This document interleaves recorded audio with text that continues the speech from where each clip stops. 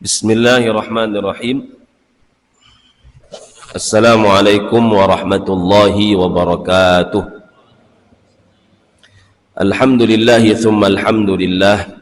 Alhamdulillahi rabbil alamin. Wabihi nasta'inu ala umuri dunya wad din. Wassalatu wassalamu ala al-mab'uthi rahmatan lil alamin. Sayyidina wa qurrati a'yunina wa syafi'ina wa maulana Muhammadin sallallahu alaihi wasallam wa ala alihi wa ashabihi wa azwajihi wa dhurriyyatihi wa ummatihi ajma'in. Amma ba'd. Rabbana shrah lana sudurana wa yassir lana umurana wahlul 'uqdatam min lisanina yafqahu qawlana.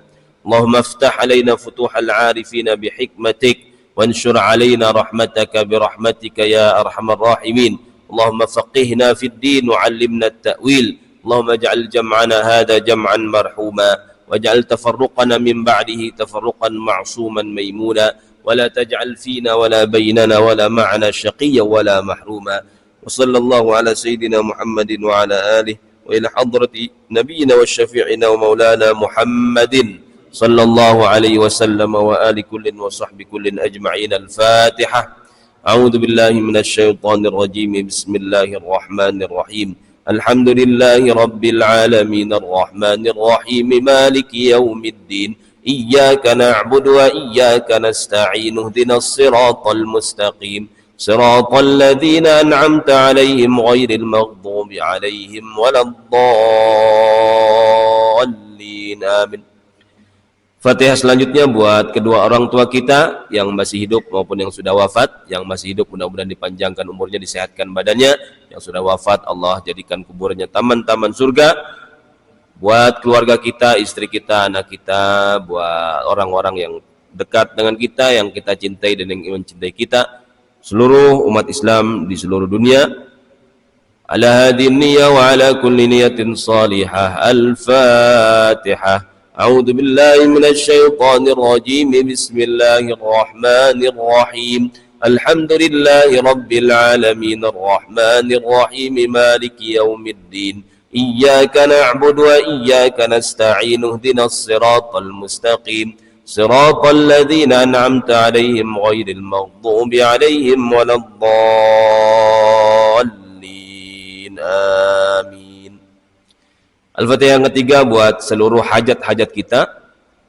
Mungkin ada yang punya hajat, mudah-mudahan dengan wasilah Al-Fatihah keberkahan majelis ini, keluar dari masjid ini, Allah kemudian penuhi hajat-hajatnya.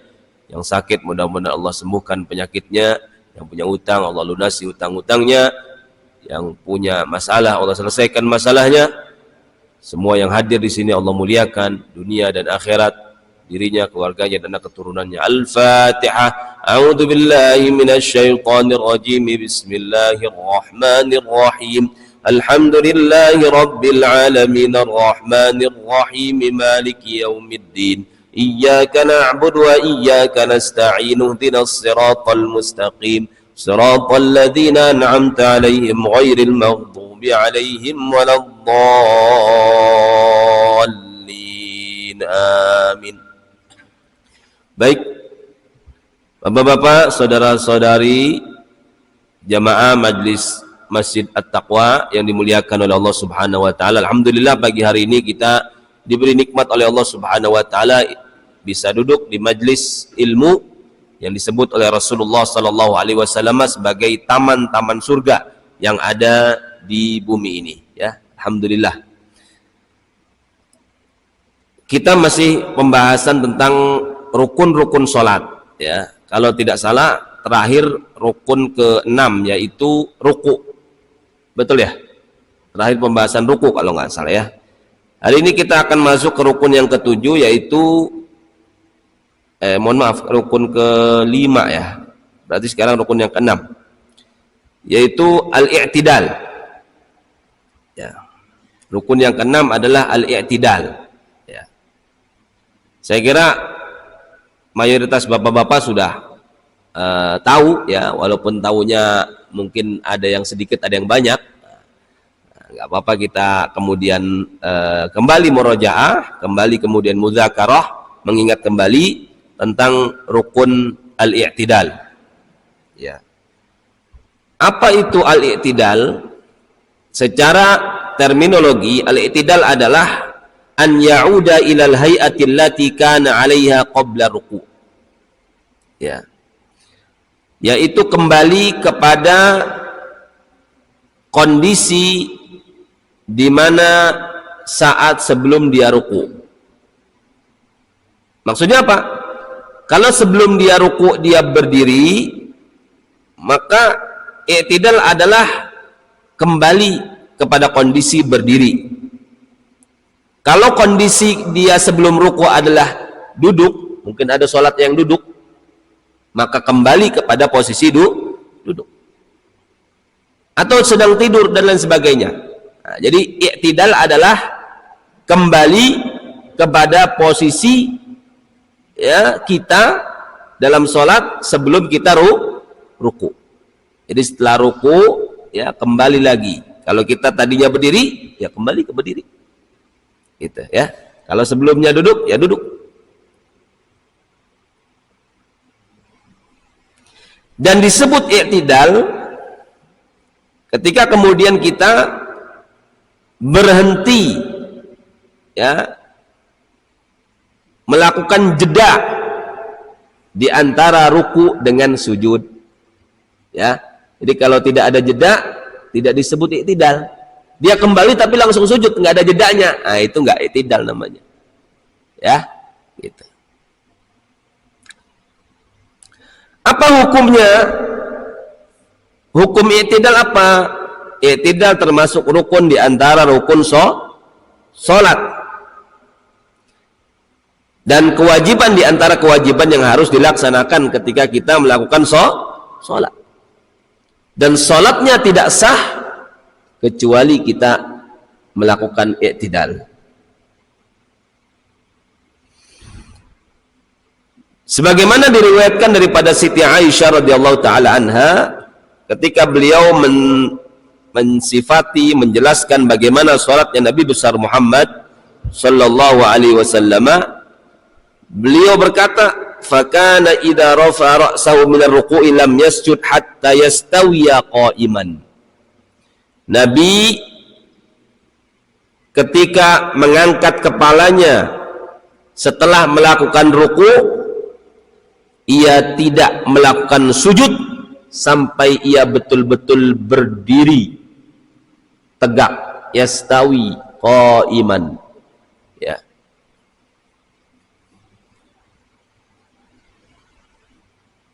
Begitu juga hadis yang kita telah pelajari ketika pembahasan-pembahasan yang sebelumnya tentang ar-rajul alladhi asa'a salatahu, orang yang kemudian salatnya bermasalah lalu ditegur oleh Rasulullah sallallahu alaihi wasallam. Lalu Rasulullah diantara sabdanya, "Tsummarfa' hatta ta'tadila qa'iman." Setelah ruku hendaknya engkau angkat kepalamu sampai engkau berdiri tegak. Dan sebagaimana apa yang dilakukan oleh baginda Rasulullah sallallahu alaihi wasallam, yang mana Rasulullah melakukan itmi'nan atau disebut tuma'ninah dalam ruku', dan kita diperintahkan mengikuti perbuatan Rasulullah di dalam salat. Shallu kama ra'aitumuni usalli, salatlah kalian sebagaimana kalian melihat aku salat.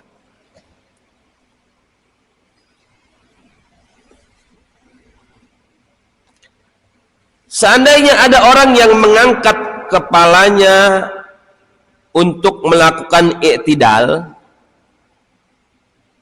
tapi dia tidak berhenti, dia langsung sujud. Dia mengangkat kepalanya terus sujud. Lalu dia ragu, apakah dia sudah i'tidal atau belum? Ya. Maka dalam kondisi ini dia harus kembali melakukan i'tidal, baru kemudian dia sujud. Ya. Kenapa? Karena ya asalnya adalah nggak ada i'tidal. Al-aslu adamul i'tidal. Maka ketika ragu berarti kembali kepada asal, berarti belum i'tidal gitu.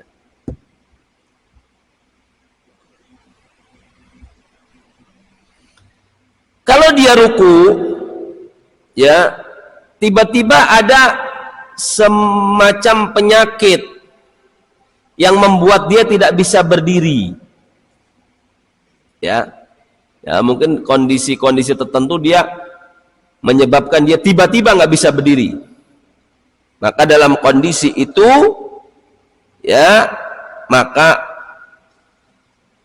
kewajiban i'tidalnya gugur karena uzur, maka dia boleh langsung sujud. Tetapi kalau penyakitnya itu hilang sebelum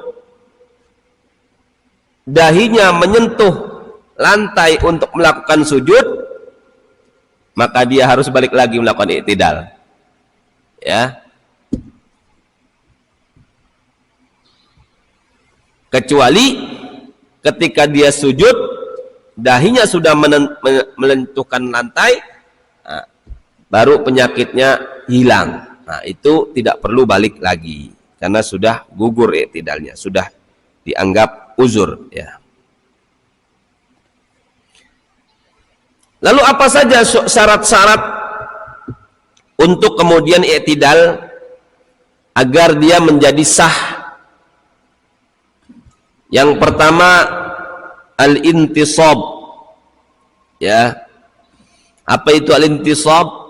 Berdiri tegak, ya, seluruh kemudian apa namanya tulang-tulangnya, ya, berdiri tegak, tidak condong, ya. Yang kedua, syaratnya adalah al-qasdu, harus memang berdirinya itu niat memang i'tidal, memang berdirinya itu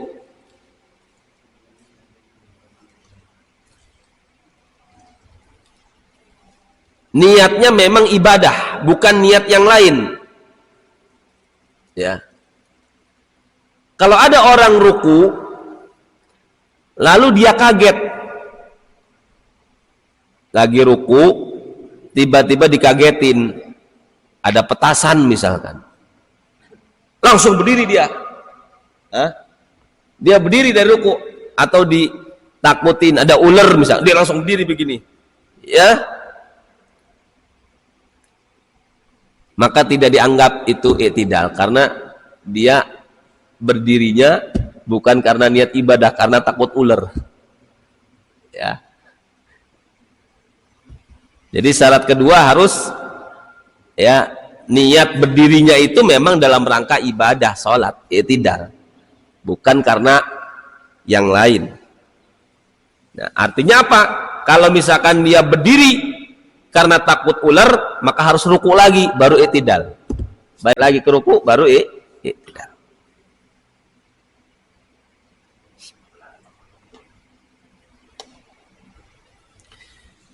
Yang ketiga, syaratnya adalah al-itmi'nan, atau yang disebut dengan tumakninah kalau kita biasa dengar, ya. Apa itu al-itmi'nan? An tastaqirra a'dha'uhu 'anil harakah. Hendaknya anggota tubuhnya tenang daripada gerakan, ya. Jadi setelah ruku berdiri ada tenang dulu, anggota tubuhnya ini tidak bergerak dulu, lurus tidak bergerak, ya. Harus ada infisal. Apa itu infisal? Jeda antara gerakan ruku dan sujud, ya. Ketika i'tidal itu harus ada yanfasilu irtifa'u an 'audihi ila makan.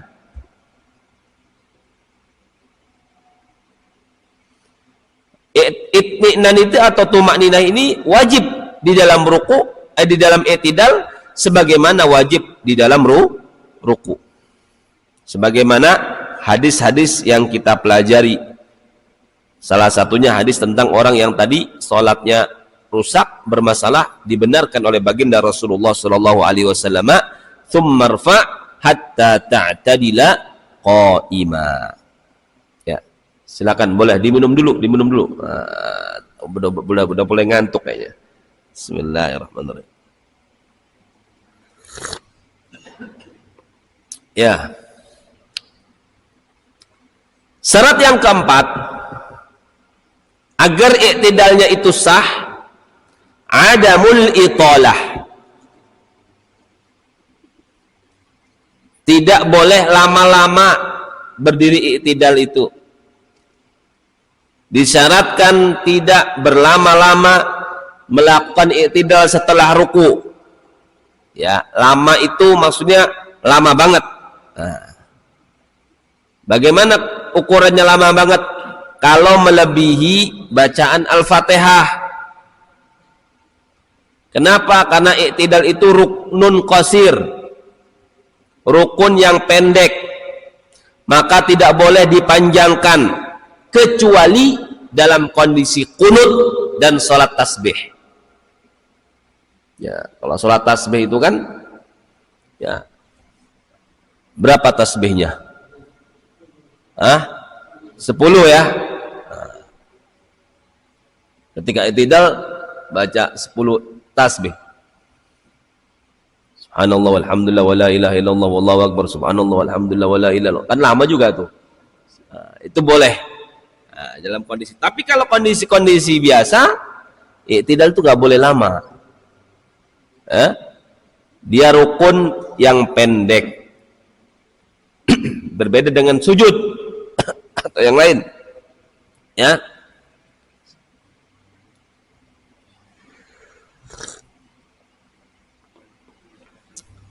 Apa saja sunnah-sunnah i'tidal yang harus dilakukan? Ya, tadi 4 ya. Syarat-syaratnya pertama al-intisab, betul-betul memang berdiri, ya, tegak. Yang kedua, berniat melakukan i'tidal itu untuk ibadah salat, bukan untuk karena ketakutan melihat ular dan sebagainya. Yang ketiga, harus ada tumakninah, harus ada jeda dulu. Yang keempat, harus tidak boleh lama melakukan i'tidal, karena itu kemudian rukun yang pendek. Ukuran lamanya bagaimana? Kalau melebihi surat Al-Fatihah. Sunat-sunat i'tidal apa saja sunnahnya? Yang pertama, raf'ul yadaini. Disunahkan bagi yang ingin melakukan i'tidal mengangkat kedua tangannya sejajar dengan pundak sebagaimana kemudian kita takbiratul ihram. Jadi i'tidal itu, ya, sunnahnya mengangkat kedua tangan.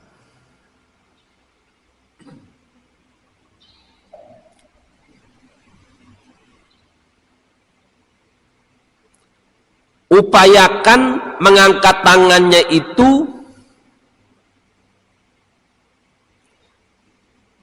berbarengan dengan mengangkat kepalanya dari ruku. Dan tentu ini kita mengingatkan, ya, kalau kita jadi imam, takbirnya juga mengikuti gerakan tubuh kita. Jangan takbirnya ketika sudah berdiri. Kenapa? Nanti pengaruh sama orang yang masbuk. Orang yang masbuk, dia tidak dianggap kemudian sholatnya kecuali mengikuti rukuknya imam dengan takbir minimal subhanallah, tumakninahnya. Ada orang yang kemudian mungkin sholatnya nggak kelihatan, imam di sebelah sana, imamnya di sini. Tiba-tiba imamnya sudah berdiri baru Allahu Akbar. Ternyata makmum itu tidak ikut rukuknya imam karena sebenarnya imamnya sudah berdiri, cuman belum Allahu Akbar. Nah, ini jadi perhatian juga. Jadi mengangkat kepalanya dengan takbirnya diupayakan bersamaan. Ya. Ya, karena kondisinya agar kemudian makmum yang mungkin jauh daripada imam, ya, dia tahu gerakan imam itu saat itu dalam kondisi apa. Artinya kalau dia tahu bahwa kondisinya sudah Allahu Akbar, nah itu sudah, dia tidak dianggap satu rakaat lagi, tidak dianggap rakaatnya. Rakaatnya dianggap ketika ruku bersama imam, ya, minimal kemudian subhanallah dalam ukuran tumaknina yang paling minimum. Ya.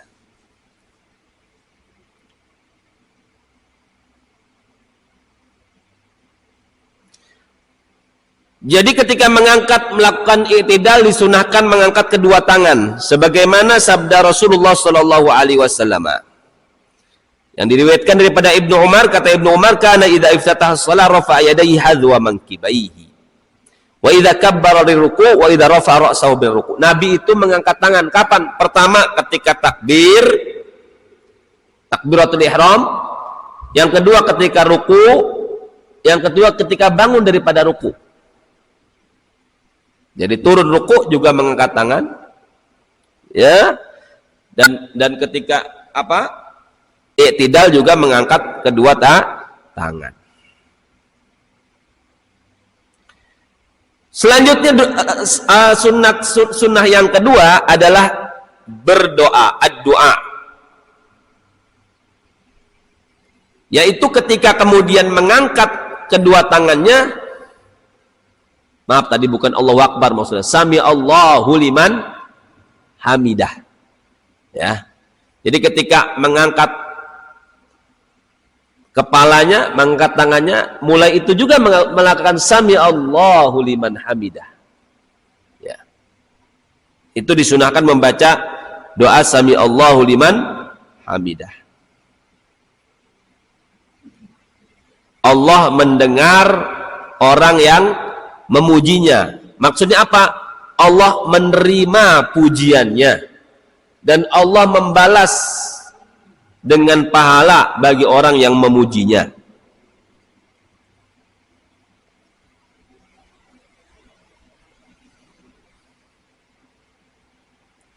Bagaimana kalau dia doanya dibalik, man hamidallah sami'alah. Siapa yang memuji Allah, Allah mendengarnya. Ya. Sama aja artinya, tetapi mengikuti tertib lebih baik. Sami Allahu liman hamidah tentu lebih baik, ya. Karena Rasulullah melakukannya seperti itu. Sallu kama ra'aitumuni usalli.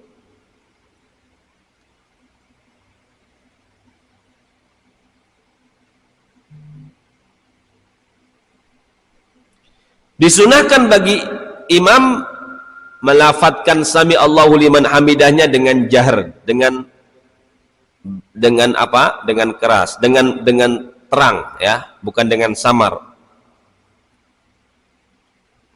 Begitu juga mungkin orang yang kemudian jadi muballigh atau muadzin, yang kemudian ini menginformasikan jamaah yang jauh di sana, ya, biar kemudian tidak bingung ini imamnya posisinya lagi apa.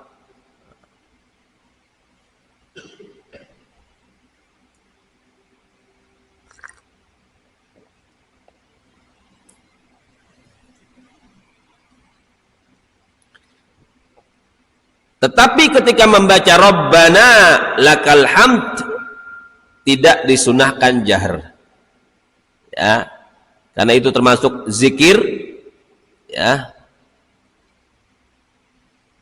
seperti subhana rabbiyal azim, subhana rabbiyal a'la.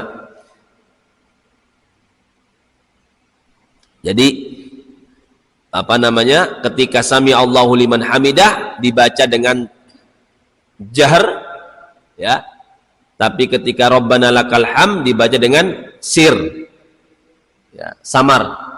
Itu bagi imam. Kalau bagi makmum dua-duanya sir, dua-duanya samar, baik sami Allahu liman hamidah maupun Rabbana lakal hamd.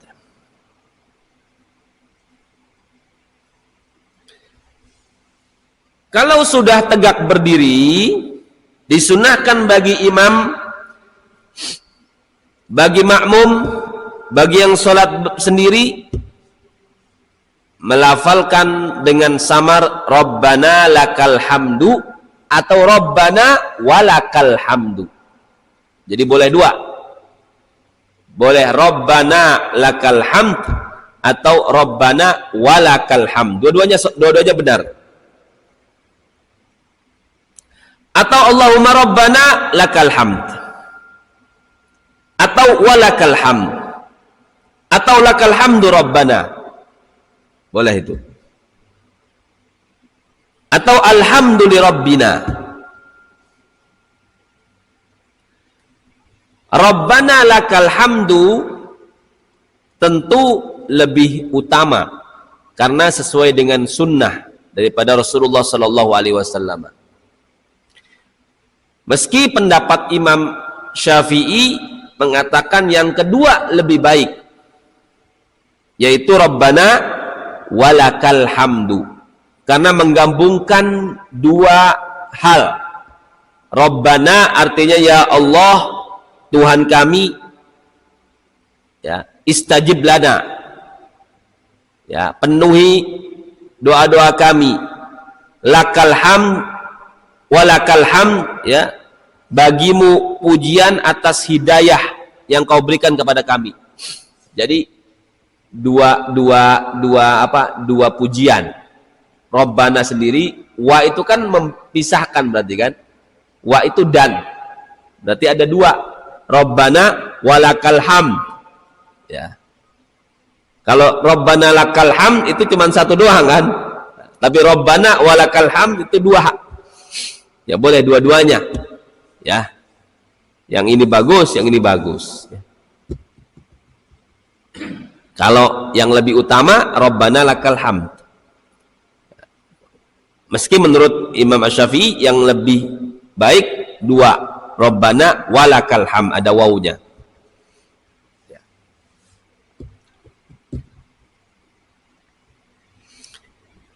Kenapa? Karena menggabungkan dua, doa dan pengakuan. Rabbana di situ doa, lakal hamd itu pengakuan, memuji Allah. Boleh ditambah kalau pengen nambah lagi, hamdan katsiran thayyiban mubarakan fih. Rabbana lakal hamd hamdan katsiran thayyiban mubarakan fih. Karena itu ada juga dalam hadis riwayatkan Rifa'ah bin Rafi'. Jadi ada sahabat Nabi yang menambah bacaan Rabbana lakal hamd. Nambahnya apa? Rabbana lakal hamdu hamdan thayyiban mubarakan fih. Lalu didengar oleh Rasulullah. Rasulullah waktu itu imam. Siapa tadi yang menambah bacaan zikirnya? Saya, katanya. Kata Rasulullah, innahu ibtadara dzalika bid'atun wa thalathuna malakan yaktubuna. Ketika malaikat mendengar sahabat yang namanya Rifa'ah bin Rafi' itu membaca hamdan thayyiban mubarakan fih, itu 30 lebih malaikat cepat-cepat menulis amal kebaikan yang dia lakukan. Saking hebatnya itu amal kebaikan, ya. Nah, dari sini berarti Rasulullah SAW mengakui adanya kemudian bid'ah hasanah, kebaikan yang kemudian ditambahkan, ya. Ada orang yang kemudian nggak boleh ditambah-tambahin ini, ya, harus mengikuti apa kata Nabi, ya. Ada sahabat yang menambahkan, itu namanya Rifa'ah bin Rafi'. Malaikat mencatat, ya, tambahan itu menjadi suatu amal yang luar biasa.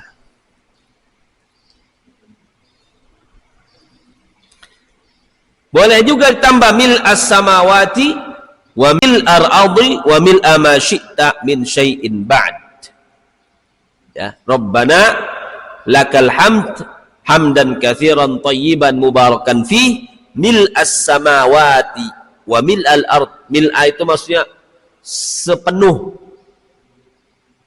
untuk penuh, sebanyak, ya, pujiannya itu sepenuh langit, 7 lapis langit, wa mil'al ardi, dan sepenuh bumi, wa mil'a ma syi'ta min syai'in ba'du, dan sepenuh segala hal yang kemudian, apapun yang kemudian kau inginkan ya Allah. Ya. Boleh ditambah lagi ahla sana'i wal majd, ahaqqu ma qala al-'abd, kulluna laka 'abd, la mani'a lima a'taita wa la mu'ti lima mana'ta wa la yanfa'u dzal jaddi minkal jadd. Ya. Dan itu juga pernah dilakukan oleh Rasulullah sallallahu alaihi wasallam sebagaimana hadis riwayat Abu Sa'id Al-Khudri radhiyallahu taala anhu.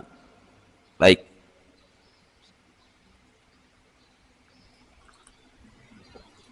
Itu sunnah yang kedua. Sunnah yang ketiga daripada i'tidal adalah membaca doa kunut. Disunnahkan membaca doa kunut saat i'tidal pada rakaat kedua pada sholat subuh. Ya, jadi doa kunut itu hukumnya apa, Pak? Sunnah. Kalau lupa, batal nggak sholatnya? Enggak. Jadi nggak usah ribut. Masjid ini kunut, masjid ono nggak kunut. Sama-sama sunnah. Yang salah yang nggak sholat subuh. Ya. Jadi dua-duanya nggak ada yang salah. Yang salah nggak sholat subuh. Ya. Tapi dalam mazhab Syafi'i, kunut itu sunnah. Ketika i'tidal pada rakaat kedua salat subuh. Allahumma hadini fi man hadait. Kalau kita jadi imam, Allahumma hadina, karena kita bareng-bareng. Allahumma hadini fi man hadait, ini kalau sendiri. Wa afini fi man afait, wa tawallani fi man tawallait, wa barik li fi ma a'tait, wa qini syarra ma qadait. Ya. Innaka taqdi wa la yuqda 'alaik, innahu la yadhillu man walait wa la ya'izzu man 'adait, tabarakta rabbana wa ta'alait, falakal hamdu ala ma qadait, astaghfiruka wa atubu ilaik.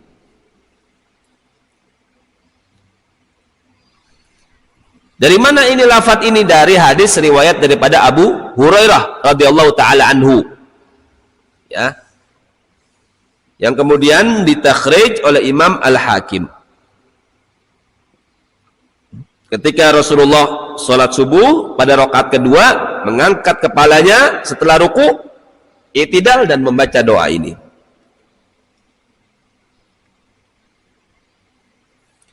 Kunutnya sebelum ruku atau setelah ruku? Ya, karena kalau dalam mazhab Maliki, kunutnya itu sebelum ruku, Pak. Ya. Dalam mazhab Syafi'i, sebagaimana hadis riwayat daripada Anas radhiyallahu ta'ala anhu, beliau ditanya, hal qanata Rasulullah fi salati subh? Apakah Rasulullah melakukan kunut pada salat subuh? Qala na'am. Ya, Rasulullah melakukan kunut pada salat subuh. Qila qabla ruku' au ba'da ruku'. Ditanya lagi, melakukan kunutnya sebelum ruku atau setelah ruku? Qala ba'da ruku, kata Anas, ba'da ruku, setelah ruku. Anas ini termasuk paling banyak hadisnya karena beliau tiap hari berkhidmat melayani Rasulullah. Dari umur 10 tahun sampai 20 tahun. 10 tahun beliau berkhidmat dengan Rasulullah. Ya, kita sudah tahu semua sejarahnya.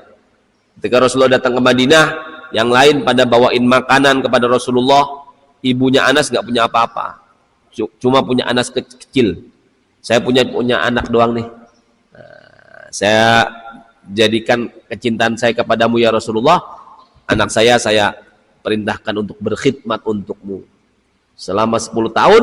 Akhirnya beliau termasuk orang yang paling banyak hadisnya karena setiap hari bersama Rasulullah Shallallahu Alaihi Wasallam. Kata Anas, Rasulullah melakukan kunut pada sholat subuh. Ini hadisnya sahih, riwayat Imam Al-Bukhari dan Muslim. Ya. Jadi nggak usah kemudian berdebat lagi. Ada orang yang mengatakan sholat subuh kunut itu bid'ah. Apa bid'ah? Ini hadisnya sahih kok. Ya, hadisnya sahih Bukhari dan Muslim. Jadi nggak percaya. Gitu. Iya, ada sebagian yang nggak mau kunut karena menganggap kunut subuh itu bid'ah. Yang bid'ah itu dia yang ngomong begitu. Ya. Kalau nggak mau kunut subuh ya silakan, tapi jangan bilang bid'ah. Itu aja. Ya. Sunnah gitu kan. Ya.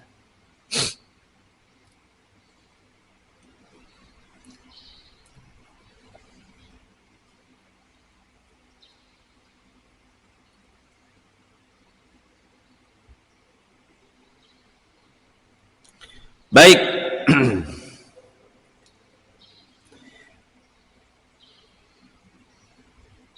Doa ini juga, yang doa kunut tadi, kalimat tadi juga dibaca ketika kemudian kunut witir, ya.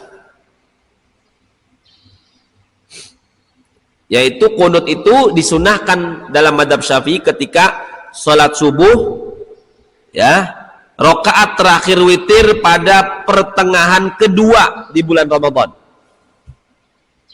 Ya. Pertengahan kedua di bulan Ramadan. Ya.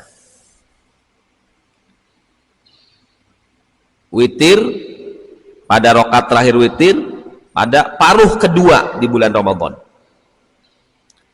Dan juga disunahkan dilakukan pada setiap sholat fardu, bukan subuh saja, ketika terjadi adanya nazilah, terjadi kemudian bencana, situasi, kegentingan yang menimpa kaum muslimin. Misalkan kemarin terjadi di Palestina, itu disunahkan setiap akhir sholat rakaat terakhir ketika i'tidal melakukan doa kunut, ya, disebutnya kunut nazilah.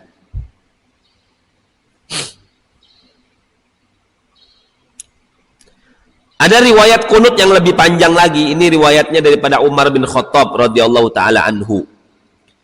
Nah, ini juga sering dibaca biasanya sama imam-imam Masjidil Haram, ya. Allahumma inna nasta'inuka wa nastaghfiruka wa la nakfuruk wa nu'minu bika wa nakhla'u wa natruku man yafjuruk. Allahumma iyyaka na'bud wa laka nusalli wa nasjud wa ilaika nas'a wa nahfid narju rahmataka wa nakhsha 'adzabakal jidd inna 'adzabaka bil kufari mulhiq. Allahumma 'adzib kafarata ahlil kitab alladziina yasudduna 'an sabilik wa yukadzibuna rusulak wa yuqatiluna awliya'ak. Allahumma ighfir lil mu'minina wal mu'minat wal muslimina wal muslimat wa aslih dhata bainihim wa alif baina qulubihim waj'al fi qulubihim al iman wal hikmah wa thabbithum ala millati rasulik wa auzi'hum an yuwaffu bi ahdik alladhi ahadtahum alayhi wansurhum ala aduwika wa aduwihim ilahal haq ij'alna minhum. Ya, itu doa kunut yang panjang. Ya, boleh juga tambahin itu, ya. Kapan bolehnya? Ketika memang imamnya itu meyakini bahwa makmumnya itu ridho dipanjangin kunutnya. Ya. Kalau makmumnya ini dianggap enggak ridho, ya enggak boleh, ya, makruh. Nanti ada yang kemudian keburu sakit. Nah, kalau di Masjidil Haram dipanjangin, dianggap yang datang itu memang dia pengen ikut kunut bersama imam, makanya dipanjangin, ya. Nah, kalau di sini, ya, nggak usah panjang-panjang, kecuali memang kita anggap makmum kita ini memang ridho, sudah tahu kita ini baca kunutnya panjang. Nah, dia mengikuti makmum kita ini sudah paham kalau kita baca kunut itu panjang. Ya, kadang kalau di Masjidil Haram bisa setengah jam sendiri kunut itu.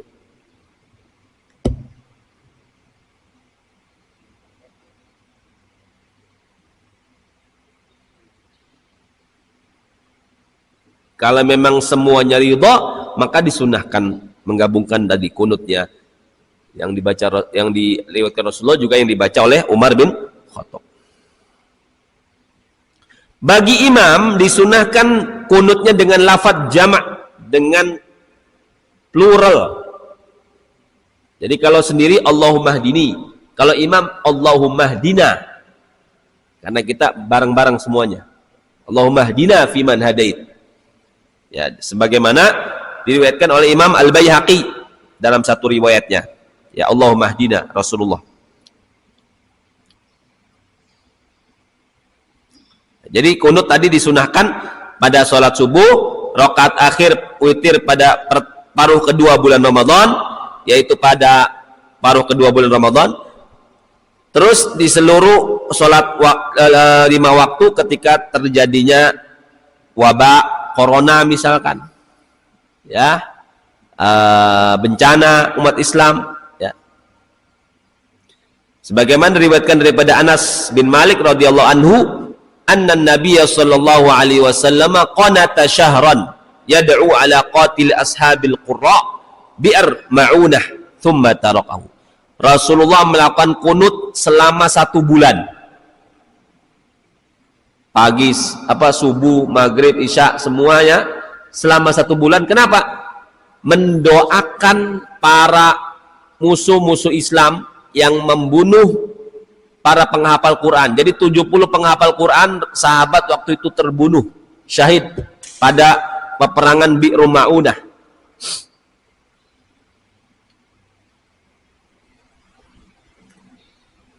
Dalam satu riwayat ada riwayat tambahan, wa amma fi subah falam yazal yaqnut hatta faraqad dunya.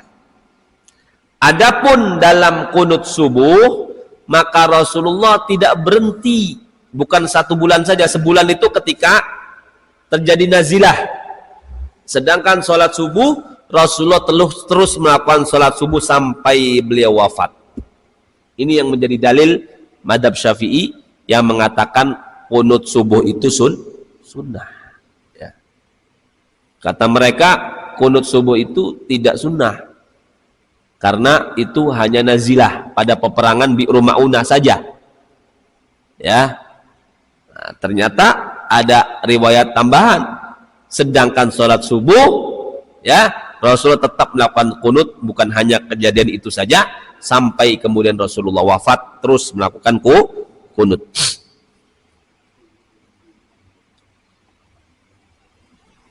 Adapun kalau kejadiannya biasa-biasa saja, tidak ada kejadian yang genting, kita tidak disunahkan kunut selain sholat subuh, karena itu tidak dilakukan oleh baginda Rasulullah SAW. Ya. Kecuali dalam kondisi-kondisi genting, bencana dan lain sebagainya. Ya.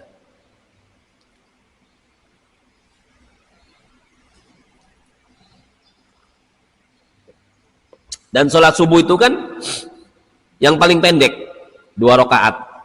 Ya, maka disitulah tempatnya kunut. Ya, tempatnya kunut.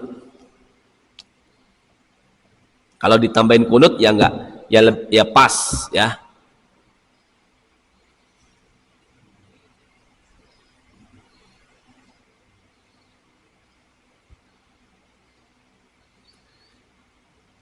Selain itu nggak ada, mau dia sholat hari raya nggak pakai kunut, ya. Dan sunnah-sunnah yang lain tidak ada, kecuali terjadi nazilah, ya.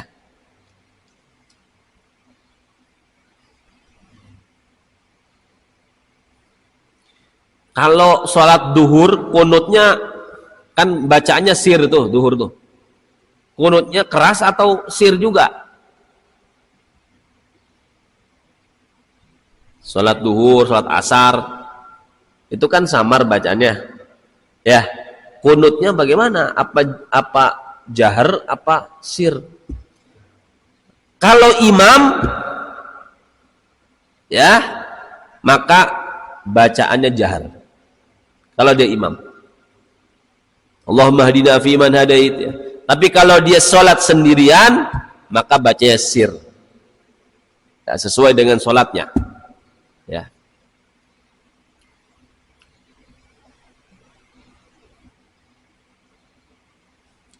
Bagaimana kalau imamnya nggak kunut? Apakah kita disunahkan juga kunut? Ya. Kalau imamnya tidak kunut, maka sebagai makmum juga disunahkan kunut tetapi sir, secara samar. Boleh kunutnya itu pendek saja. Ya. Apa? Allahumma gfirli ya ghafur. Udah. Cukup. Bapak pergi ke Mekah, Masjidil Haram. Madhabnya bukan madhab Syafi'i, madhabnya madhab Hambali. Kan imamnya nggak kunut. Ketika i'tidal, kalau mau kunut panjang kayak sini, sempat juga kalau di Masjidil Haram, karena i'tidalnya lama. Ya kan, lama. Tapi kalau di masjid-masjid yang lain mungkin, yang kemudian i'tidalnya agak cepat, cukup membaca Allahumma gfirli ya ghafur. Kan kunut itu sebenarnya kan doa. Minimal doa minta ampun. Allahumma gfirli ya ghafur. Ya, itu kunut paling ringkas. Ketika imamnya tidak kunut. Kita yang bermadhab Syafi'i ingin mendapatkan sunnah kunut, melakukan itu.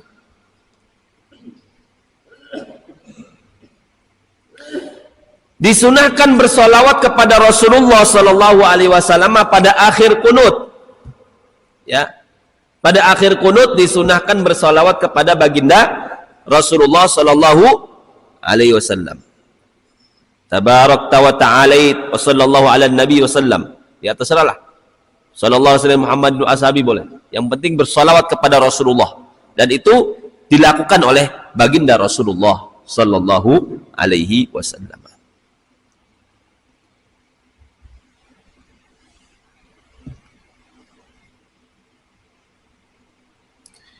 Disunahkan mengangkat kedua tangan ketika kunut, sebagaimana kita berdoa. Sebagaimana riwayat hadis Anas radhiyallahu anhu pada kisah Rasulullah mendoakan para pembunuh sahabat Rasulullah yang penghafal Quran pada Bi'r Ma'unah. Kata beliau, laqad ra'aitu Rasulullah sallallahu alaihi wasallam kullama shallal ghadat yarfa'u yadayhi yad'u alaihim. Aku telah melihat Rasulullah setiap sholat subuh mengangkat kedua tangannya, mendoakan, ya, bukan mendoakan baik, mendoakan kehancuran bagi mereka, karena mereka telah membunuh para sahabat, ya. Dan tidak disunahkan mengusap mengusap mukanya dengan kedua tangan setelah kunut. Jadi sunnahnya mengangkat tangan saja, tidak disunahkan mengusap, kecuali doa di luar kunut. Doa habis sholat, ya, mengusap, disunahkan mengusap. Tapi ketika kunut, disunahkan hanya mengangkat kedua tangan, tidak disunahkan mengusap muka, ya.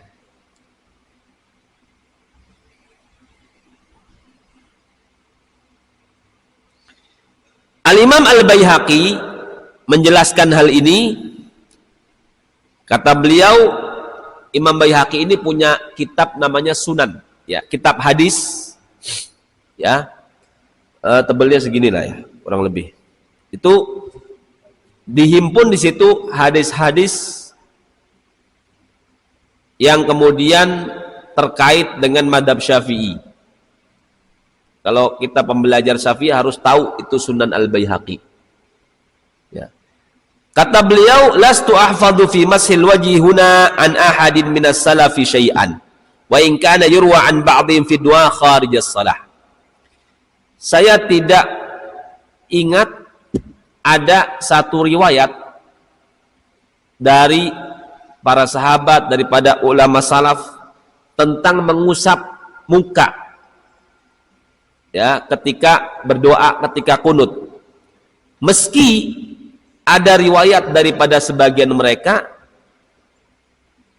ada riwayat mengusap muka di luar sholat. Jadi ketika sholat cuman mengangkat tangan saja. Tapi di luar sholat ada riwayat mengusap muka. Selesai doa. Ini lafadznya Al-Imam Al-Baihaqi, ya, seorang perawi hadis yang sangat luar biasa. Seluruh kita ini kan berhutang budi kepada Imam Syafi'i. Kalau Imam Baihaqi, justru Imam Syafi'i yang berhutang budi kepada Imam Baihaqi. Padahal Imam Baihaqi setelah Syafi'i. Kenapa? Karena beliau berhasil membukukan hadis-hadis sebagai dalil mazhab Syafi'i. Karena tidak semua dalilnya detail dalam mazhab Syafi'i itu, fikih Syafi'i. Imam Baihaqi lah yang kemudian menghimpun hadis-hadisnya. Ya.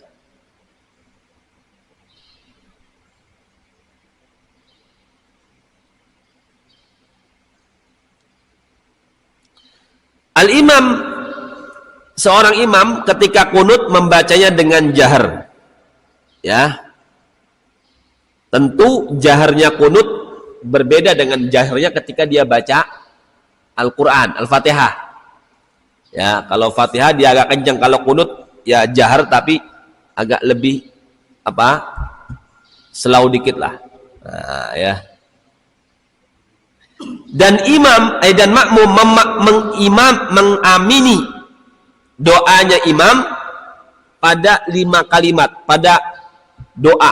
Allahumma hdini fi man hadait wa afina fi man afait, amin, wa tawallana fi man tawallait, amin. Terus wa barik lana fi ma atait, amin, wa qina syarra ma qadait. 5 mengimani pada 5 doa tersebut.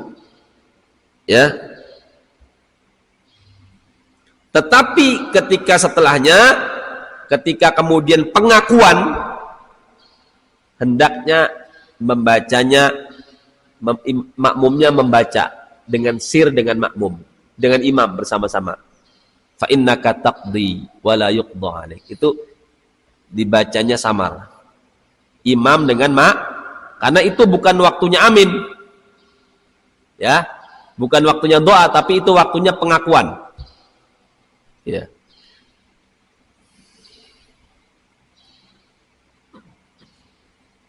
Jadi ketika fa innaka taqdi wa la yuqda alaik, jangan amin, itu bukan doa. Kalau makmumnya membacanya keras, fa innaka taqdi wa la yuqda alaik, makmumnya boleh menimpali tapi bukan dengan amin, tapi dengan asyhad, saya bersaksi. Kan yang 5 itu doa, yang selanjutnya itu kan pengakuan. Ya, ketika mengakui sesungguhnya engkau itu menentukan segala sesuatu dan tidak bisa yang sesuatu menentukanmu. Nah, itu kan asyhad, saya mengakui. Fa innaka taqdi wa la yuqda alaik. Fa innahu la yadhillu man walait. Tidak ada orang yang kemudian rendah kalau sudah ditinggikan oleh Allah. Dan tidak akan wala ya'izzu man 'adait, tidak ada yang mulia orang yang sudah dijatuhkan oleh Allah. Kita cukup asyhad, saya mengakui, bersaksi. Tapi kalau imamnya diam, ya kita ikut melafalkan. Fa innaka taqdi wa la yuqda 'alaik, ya. Karena bukan kondisinya pas lagi amin di situ, ya.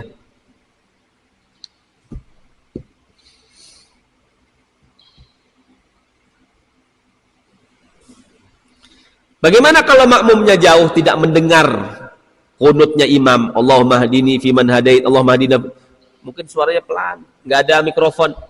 Nah, makmum tetap disunahkan kunut secara sir, sendirian. Ya.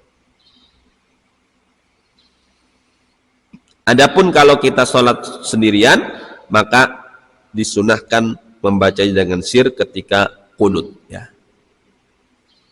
Saya kira segitu pembahasan kita tentang i'tidal. Mungkin ada yang ingin didiskusikan, dipersilahkan. Sebelum kita mengakhiri kajian kita dan melakukan sholat sunat duha, ya insyaallah. Silakan. Terkait dengan video di awal Januari yang memperlihatkan salah satu imam yang kemudian sakit ketika sujud, ya. Pertama, apa yang dilakukan ketika penggantinya tidak melakukan sujud yang kedua, padahal dia baru sujud yang pertama, tentu sholatnya tidak sah, karena sujudnya cuma satu. Ya kan? Nah. Yang kedua, kondisi seperti itu seharusnya ditolong. Menolong itu lebih wajib. Ya. Kalau daripada melanjutkan, tidak ada yang menolong. Karena kondisinya nyawa. Nyawa seorang muslim itu lebih berharga, Pak. Ya. Karena walaupun oke lah, mungkin kalau kita nolong nanti sholat subuhnya bablas, nggak apa-apa, ada qadha, bisa diqadha. Dalam kondisi itu juga mungkin masih awal-awal subuh juga, masih panjang waktunya.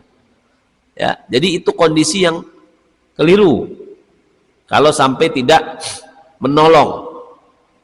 Ya, kecuali ada yang sudah salah satunya menolong. Ini semuanya nggak ada yang nolong. Ini masalah sebenarnya. Ya. Masalah itu, ya. Jadi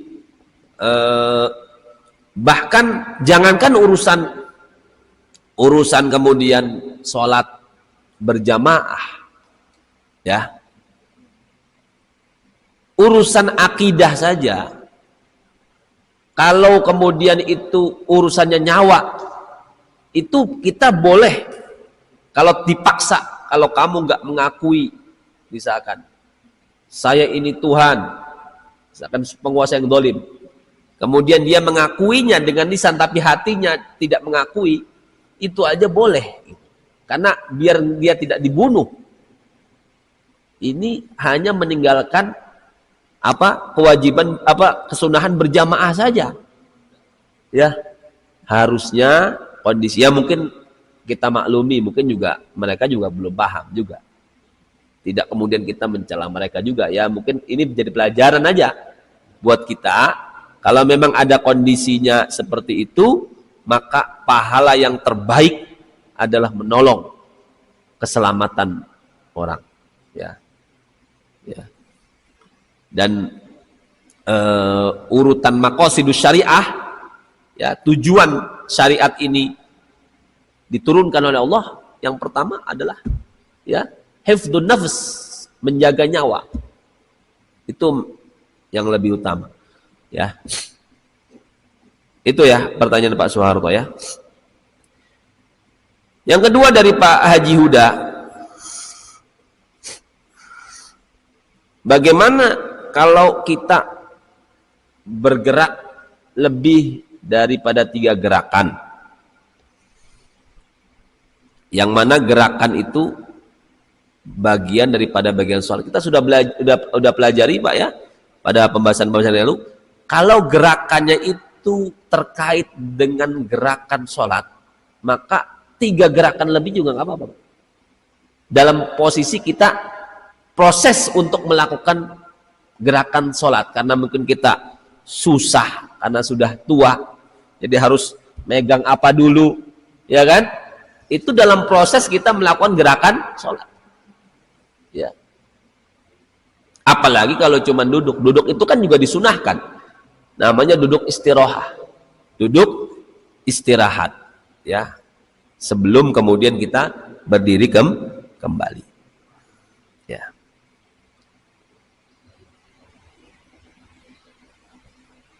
Kecuali dalam kondisi yang wajar, ya Pak, ya, artinya 3 gerakan dalam kondisi yang wajar, bukan kemudian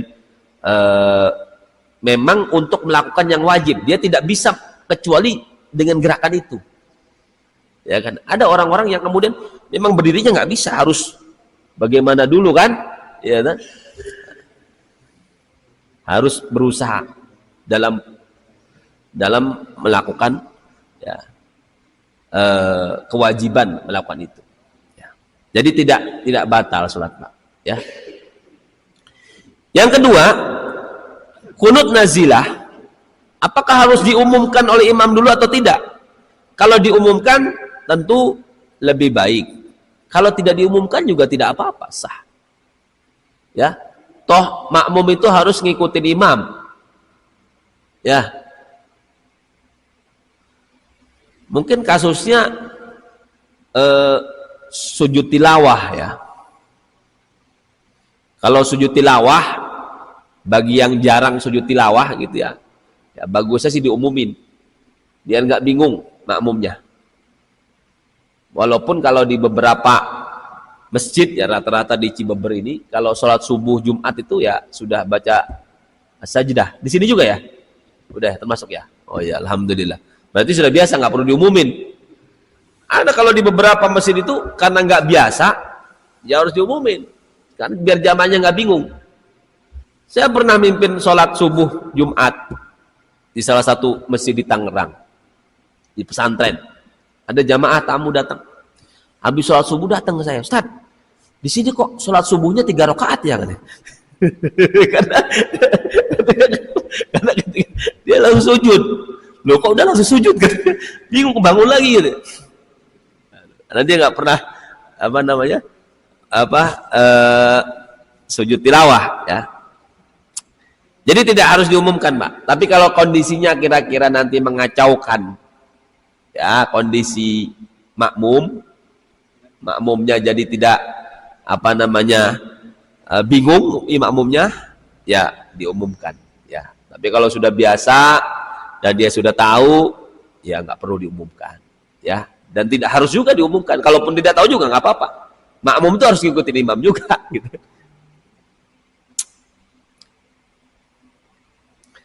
Yang ketiga dari Pak Haji Agus, apakah takbir makmum harus selesai dulu dari takbir imam? Ya. Kalau itu dilakukan yang lebih baik begitu. Kalaupun tidak, yang penting jangan mendahului imam. Nah, ya. Yang penting jangan mendahului imam. Ya. Kalaupun bersamaan dengan imam, yang penting jangan mendahului imam. Dia setelah imam. Ya. Setelah imam memulai itu. Tapi yang lebih bagus adalah sampai selesai dulu. Itu yang lebih bagus. Yang kedua, kenapa i'tidal ini beda? Sami Allahu liman hamidah. Ya. Kalau yang lain Allahu Akbar.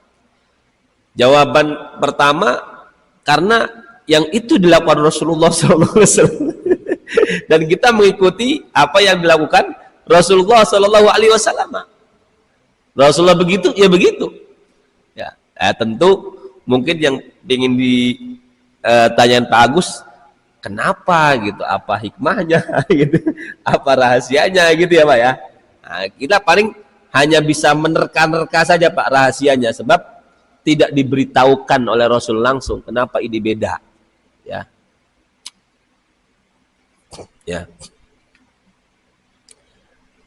Ketika kita i'tidal itu kan sebenarnya setelah kita melakukan tasbih subhana rabbiyal azim, pujian kepada Allah Subhanahu wa taala.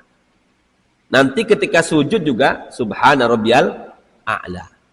Maka ketika i'tidal itu, saat itu kemudian kita sami Allahu liman hamidah. Maksudnya apa? Allah mendengar dan mengijabah dan memberi pahala bagi orang-orang yang memujinya. Saat itulah kemudian Rabbana, ya Allah, terimalah pujian-pujian kami. Walakal hamdu, dan bagimu segala macam pujian. Saatnya berdoa untuk kemudian Allah mengijabah zikir yang kita lakukan ketika ruku maupun sujud. Ya, itu perkiraan saya, Bah. bukan. Tapi kalau itu salah ya karena dari pribadi saya. Karena tidak diberitahukan oleh baginda Nabi, ya, tidak diberitahukan. Ya, yang penting kita ngikutin. Kata Nabi begitu. Ya udah begitu. Kalau yang lain takbir, kalau i'tidal sami Allahu liman hamidah, ya. Wallahu a'lam bishawab. Udah 6:30. Baik. Baik, pertama dari Pak Idham Khalid terkait Rabbana walakal hamdu. Kalau kita menjadi makmum ataupun imam, maka dibacanya sir. bukan jahar. Yang jahar itu sami Allahu liman hamidah. Rabbana lakal hamdunya atau Rabbana walakal hamdunya itu dibacanya sir, tidak jahar. Itu Pak ya? Iya. Iya. Ya, setiap sholat ya. Yang kedua dari Pak Husin terkait tolak balak kunut. Ketika kunut, ketika kemudian tolak balak, apakah begini aja, apa begini? Ya. Terkait membalikkan tangan, ini ada di dalam hadis Rasulullah ketika doa sholat istisqa. Ya, ketika sholat istisqa, Rasulullah ketika nolak balak, tangannya dibalik. Jadi ini ada landasannya daripada hadis Rasulullah SAW. Ya, jadi ini kan kita mengisyarat, ini kita minta, kalau ini minta tolak bala. Nah, gitu. Jadi itu dilakukan oleh baginda Rasulullah SAW. Ya, Pak Ustadz ya. Pak Ifran, Imam mengatakan luruskan dan rapatkan shaf. Bagaimana luruskan dan rapatkan shaf? Ya. Ukurannya adalah bahu kita, Pak. Ya, ukurannya bahu kita. Ya. Jadi bukan kaki. Bukan apa? Tumit. Ya. Kalaupun bisa tumitnya lurus, ya nggak apa-apa. Yang penting tidak mengganggu temennya. Kalau sampai mengganggu juga kasihan. Nanti jedot-jedotan. Ya kan? Nah, yang kita harus kemudian juga antara apa namanya tetangga kanan kiri kita ini ya harus kemudian saling kemudian baik. Jangan karena kita pingin apa rapat banget mengganggu temennya, geser lagi kakinya gitu. Jadi ukurannya ini ya tumit ya, bukan apa ini apa bahu ya, bukan tumit, itu ukurannya. Kalaupun dia mau merapihkan lebih sempurna lagi dengan kakinya merapatkan, yaitu lebih baik, tapi kemudian jangan sampai keras-keras ya, mengganggu kanan kirinya ya, itu ya.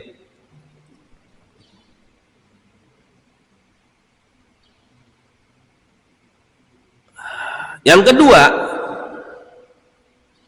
apa saya bingung juga tulisan saya nih. Apa tadi Pak tanya Pak? Hah? Oh, mengangkat tangan ya. Tadi sudah kita bacakan hadisnya. Rasulullah mengangkat tangannya itu sama seperti takbir. Jadi bukan begini. Ya, saya nggak tahu tuh hadisnya kalau begini. Ya, jadi saya nggak bisa berkomentar kalau yang begitu. Ya, jadi kalau yang diajarkan Rasulullah adalah mengangkat tangannya sama seperti kita takbiratul ihram. Ya. Perlu kemudian mengangkat tangan ketika i'tidal. Mengangkat tangan i'tidal itu ketika kunut saja. Itu yang kita pelajari daripada sunnah hadis Rasulullah sallallahu alaihi wasallam. Ya. Yang ketujuh, Pak Haji Huda. Pertanyaan berlawanan dengan Pak Haji Agus. Ya, jadi bagaimana kalau kelamaan? Ya. Pertama, kondisi kelamaan ini dalam hal apa? Kalau dalam bacaan Al-Fatihah, ya, makmum baca Al-Fatihah belum selesai, imamnya sudah ruku. Padahal Fatihah itu rukun. Ada kondisi begitu kan? Imamnya Valentino Rossi. Cepet banget kan, ada yang begitu kan, ada ya. Ini belum selesai Fatihah udah ruku duluan ya. Pertama, kalau makmumnya itu takbirnya berbarengan dengan imam, artinya dari awal memang bareng sama dia, cuman imamnya yang cepetan, maka dia boleh melanjutkan Al-Fatihahnya sampai imamnya pada rukun yang ketiga, pada sujud kedua. Ini masih berdiri, imam sudah sujud kedua, itu masih sah. Kecuali imam sudah naik ke rakaat ketiga, atau sudah duduk istirahat. Ya. Itu kalau makmumnya mengikuti imam dari awal. Tapi kalau makmumnya kondisinya masbuk, telat, memang nggak mungkin juga baca Al-Fatihah. Maka makmum harus langsung ikutin imam ketika ruku. Ya. Jadi langsung ikut ruku, nanti Fatihahnya sudah gugur.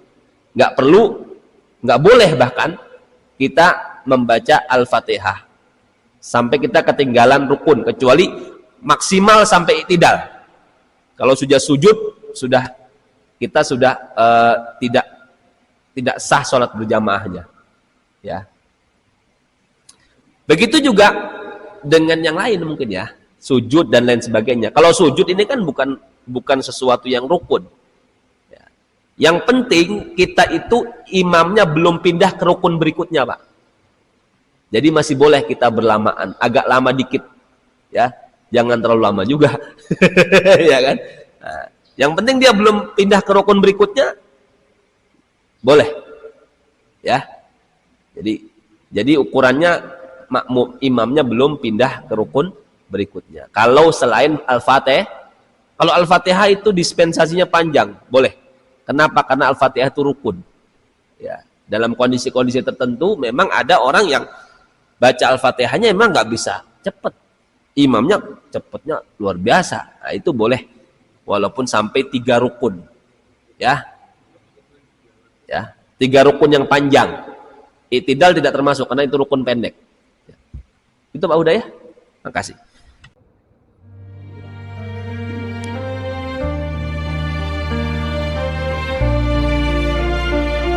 حمدا